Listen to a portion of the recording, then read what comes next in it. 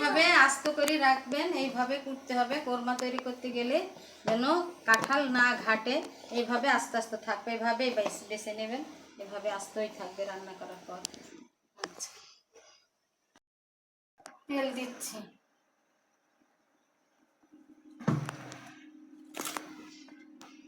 এবার রসুন বাটা, পেঁয়াজ বাটা, তেজপাতা, কাঁচামরিচ, এলাচ, লবঙ্গ, দারচিনি। এবার দেখাবো এবার জিরা বাটা। এটা মশলাটা ভুনার পরে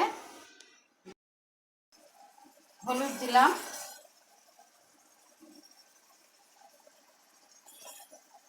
এবার লবণ।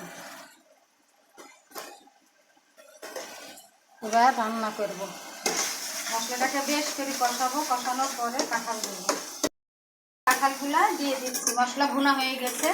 এইভাবে কাঁঠালগুলা কিন্তু গলবে না, আস্তই থাকবে, এগুলো কাঁঠালের কোরমা।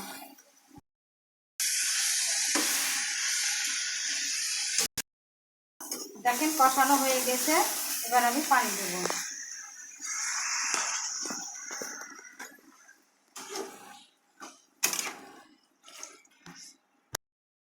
হয়ে গেছে দেখেন। এবার আস্তে আস্তে, এটা কোনো ঘাটবে না, প্রত্যেকটা কাঁঠাল আস্ত থাকবে। এরকম করে রান্না করে খাবেন, খুব ভালো লাগবে। এবার আমি একটা গান গাইব, রবীন্দ্রসঙ্গীত।